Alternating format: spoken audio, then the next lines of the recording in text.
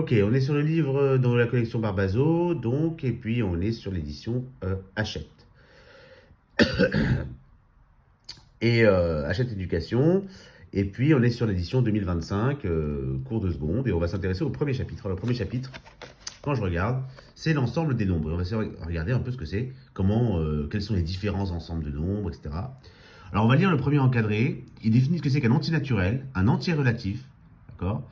Un entier, ils écrivent comment dire un nombre appartient à un ensemble, ou n'appartient pas, et puis inclus dans, ou n'est pas inclus dans.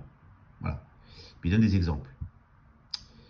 Et ça, c'est dans le grand 1. Dans le grand 2, tout entier naturel est entier relatif. Ça, on va préciser pourquoi. Ils écrivent ça.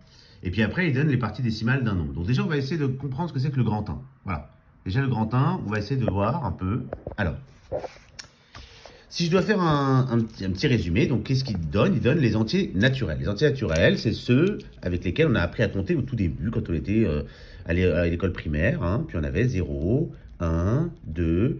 Et puis on s'est aperçu que il n'y avait pas de fin à cet ensemble-là. Il y avait un début qui était 0, puis il n'y avait pas de fin. Ça finissait pas.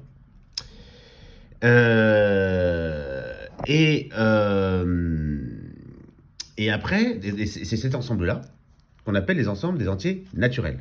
On le note comme ceci. D'accord? Et ensuite, ils ont inventé un autre ensemble qui est l'ensemble des entiers relatifs. Où 0 est ici, 1, 2, tous ces nombres-là, ils y sont encore. Mais on ajoute également les entiers qui sont négatifs. Donc c'est un ensemble qui est infini, qui n'a pas de début et qui n'a pas de fin. Voilà. Et cet ensemble-là, mais qui concerne uniquement encore les entiers. Cet ensemble-là, on appelle l'ensemble Z. Il n'y a pas de nombre à virgule pour l'instant. Et puis après, quand ils utilisent ce symbole-là, c'est pour dire qu'un nombre, qu'un élément, appartient à cet ensemble. D'accord? Donc, par exemple, si je dis que 3, il appartient à cet ensemble-là. Mais 3, il appartient également à cet ensemble-là. À Z. Moins 2, il appartient également à Z. Il est là. D'accord? Mais il n'appartient pas, et on le note comme ceci, à N. Et puis pour comprendre cette notion de inclus dans, eh bien, tous ces nombres-là, ils sont tous là-dedans, puisque c'est cette partie-là. D'accord? Donc on peut écrire que l'ensemble grand N est inclus dans l'ensemble Z. C'est une inclusion, c'est pas appartient. Inclusion, ça veut dire que tous les éléments N sont des éléments de Z. D'accord? C'est ça une inclusion. Donc il y en a dans la vie de tous les jours. Hein. En seconde, par exemple. L'ensemble des élèves de seconde est inclus dans l'ensemble des élèves du lycée. Par exemple. Ça veut dire que tout élément de seconde est élément du lycée. Obligatoirement. C'est ça un ensemble inclus dans un autre. Vous voyez, mais ça va pas. Alors, on va essayer de trouver encore d'autres ensembles. Là, ils en donnent encore d'autres dans le grand 2. Voilà, bon, je vais le mettre comme ça va être mieux.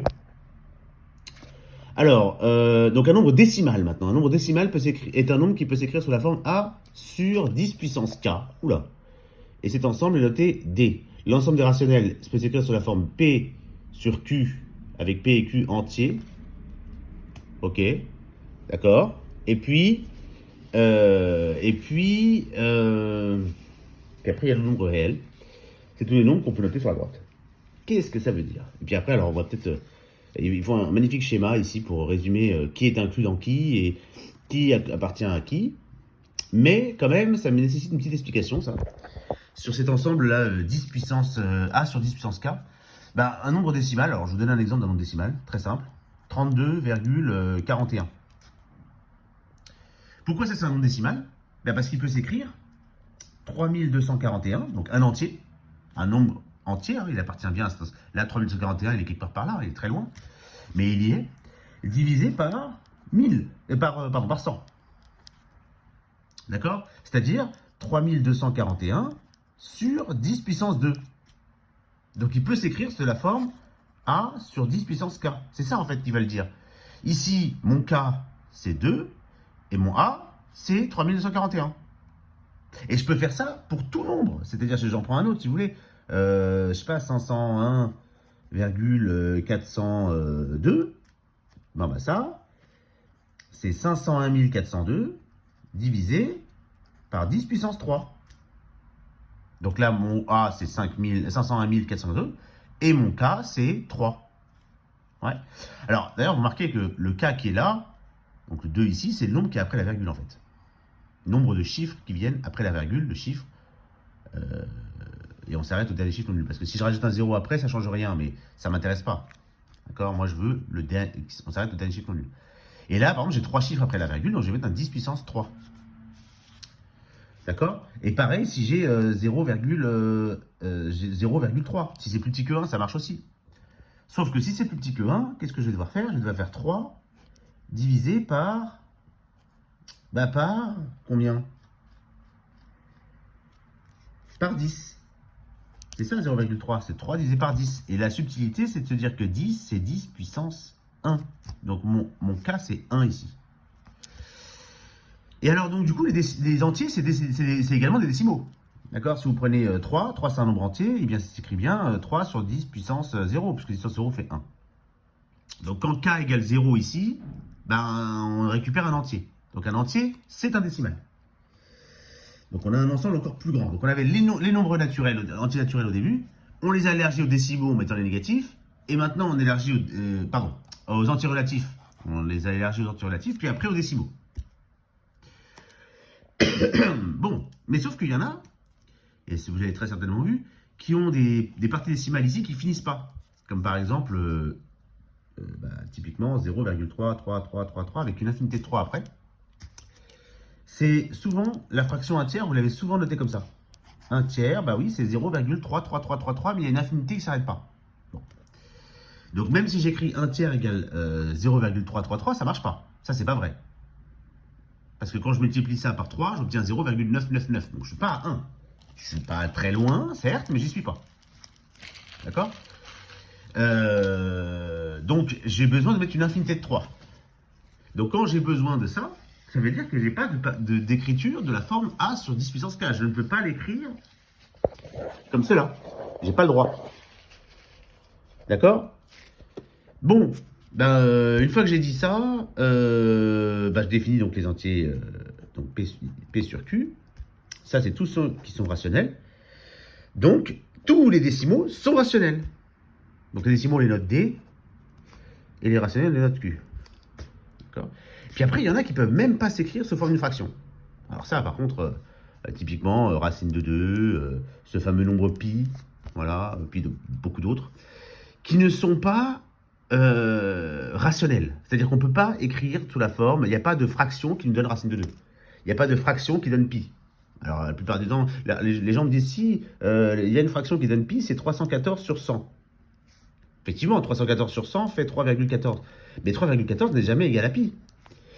Alors la plupart des gens disent « Ah oui, mais pi, il vaut 3,14 ». Non, il ne vaut pas 3,14. Il vaut 3, 14, 15, 92 et une infinité de nombres après. Et il ne vaut pas 3,14. D'accord? Si vous dites 3,14, vous faussez pas mal de calculs. Hein. Je ne suis même pas sûr que... Enfin, on peut pas approcher ça comme ça. On n'a pas le droit de dire que ça, du coup, c'est un décimal, puisque quand on écrit 3,14, on écrit ça comme ça. Bon, donc, tout ça pour dire que, ils le disent d'ailleurs, ici, on a plusieurs ensembles. Là, on a une inclusion d'ensemble. Donc, l'ensemble des antinaturels, il est dans l'ensemble des relatifs, qui est dans l'ensemble des décimaux, qui est dans l'ensemble des rationnels, qui est dans l'ensemble des réels. Voilà. Donc, si on est naturel, si on est un antinaturel, on est tout. On est tout. Voilà. Si vous êtes antinaturel, vous êtes également tout ça. Mais alors, on peut avoir plusieurs inclusions. Je ne sais pas si je peux donner un exemple. Tout à l'heure, j'ai donné l'exemple du lycée. Je sais pas, la seconde A, par exemple. L'ensemble des élèves de seconde A, il est inclus dans l'ensemble des élèves de seconde, qui est inclus dans l'ensemble des élèves du lycée, qui est inclus dans toute la population française. Là, on a une inclusion d'ensemble. Ça veut dire que si vous êtes en seconde A, vous êtes tout. Mais si vous êtes là, on ne sait rien. Là, c'est pareil, c'est ce qu'ils essaient d'expliquer, en fait. Donc là, vous voyez, les nombres entiers, ils sont dans N, mais ils ne sont pas dans Z. Et là, il y en a qui sont dans Z, mais pas dans N. Donc, moins 3, moins les négatifs, mais entiers. Puis après, ceux qui peuvent s'écrire sous la forme d'une fraction de la forme A sur 10 puissance K. Donc là, par exemple, 2,4, c'est 24 sur 10 puissance 1. Puis, là, typiquement, ils donnent l'exemple d'un tiers. Ils ont donné les mêmes exemples que moi. Ils ont donné les mêmes exemples. Donc, voilà. Bon. Donc, il faut bien être OK avec tout ça. Et on va pouvoir passer aux exos dans la vidéo suivante.